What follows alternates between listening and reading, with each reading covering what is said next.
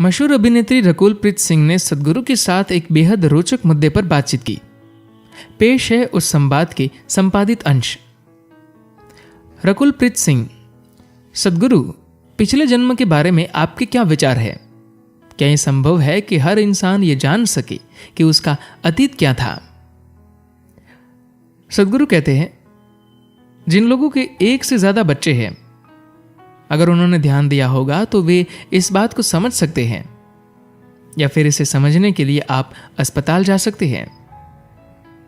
आप अगर अस्पताल जाकर वहां ऐसे 10 बच्चों को ध्यान से देखें जो हाल ही में जन्मे हो, तो आप पाएंगे कि वे सभी 10 बच्चे एक जैसे नहीं हैं।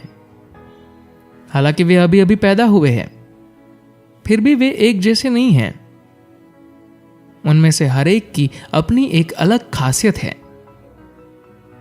यहां तक कि अगर एक ही माता पिता के 2 बच्चे हो, समान विचारधारा और समान जीन्स के, एक जैसे घर में रहते हो, एक जैसा खाना खाते हो और शायद एक ही स्कूल में पढ़ते हो, फिर भी दोनों बहुत अलग अलग होते हैं। इससे हम मान सकते हैं कि ऐसा कोई डेटा है जो आपको अपने भाई बहन से इतना अलग बना रहा है।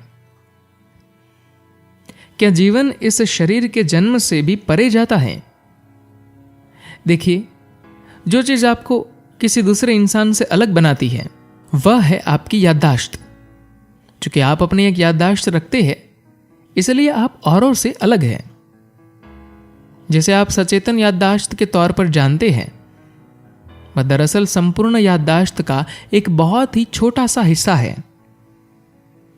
योग में याददाश्त यानी स्मृति के 8 स्वरूप होते हैं: तात्विक स्मृति, आणविक स्मृति, कार्मिक स्मृति, आनुवांशिक स्मृति, स्पष्ट स्मृति, अस्फुट स्मृति, चेतन स्मृति और अचेतन स्मृति।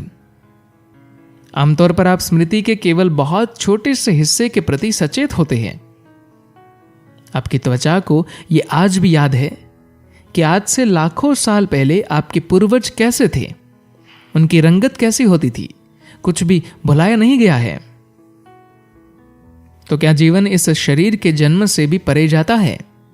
बेशक जाता है, लेकिन मैं नहीं चाहता कि आप इन चीजों पर विश्वास करें, क्योंकि जैसे ही आप इन चीजों पर विश्वास करने लगते हैं, आप चीजों को लेकर कल्पना करना शुरू कर देते हैं। जैसे आप अपना पिछला जन्म कह रही है, वह दरअसल स्मृति है। आज ही के वक्त कल क्या हुआ था, वह सिर्फ आपकी यादों में है, कहीं और लटका हुआ नहीं है। तो क्या जीवन इस शरीर के जन्म से भी परे जाता है?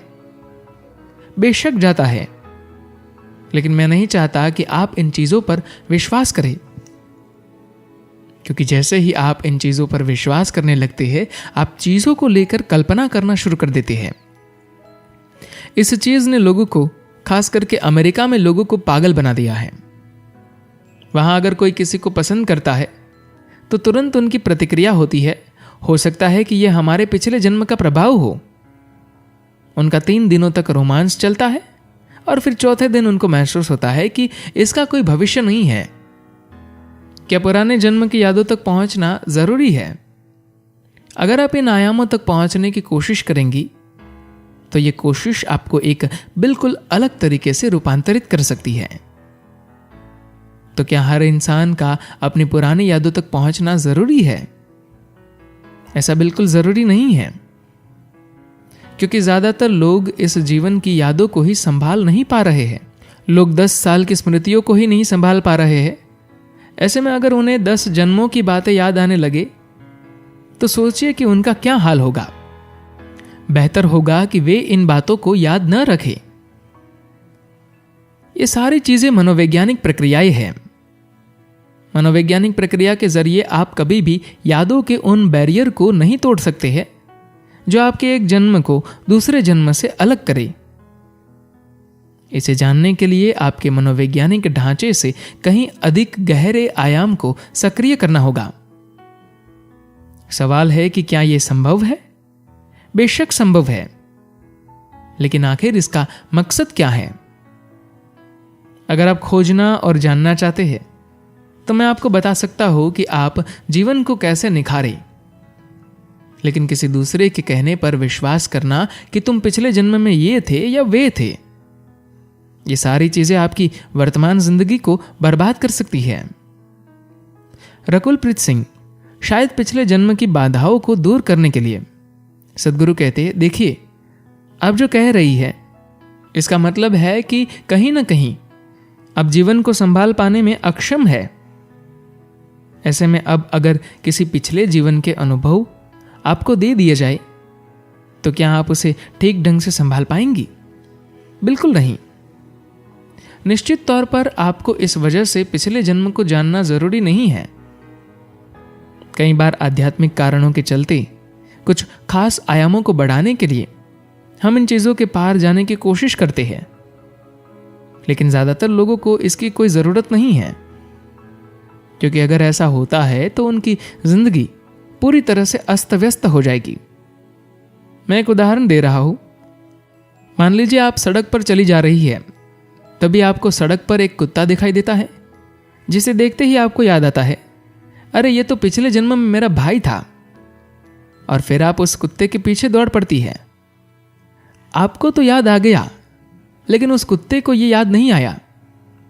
आप समझ सकती है कि इस स्थिति में क्या होगा। इसलिए आपको इन सारी चीजों पर विश्वास करने की जरूरत नहीं है। लेकिन क्या इन चीजों का अस्तित्व होता है? निश्चित तौर पर ऐसी चीजें होती है। ऐसे में आपका नजरिया यह होना चाहिए कि आप इन चीजों पर विश्वास न करें, लेकिन आप इन चीजों पर अविश्वास भी न करें। अगर आप खोजना और जानना चाहते हैं तो मैं आपको बता सकता हूं कि आप जीवन को कैसे निखारें, लेकिन किसी दूसरे के कहने पर विश्वास करना कि तुम पिछले जन्म में ये थे या वे थे, ये सारी चीजें आपकी वर्तमान जिंदगी को बर्बाद कर सकती हैं। धन्यवाद।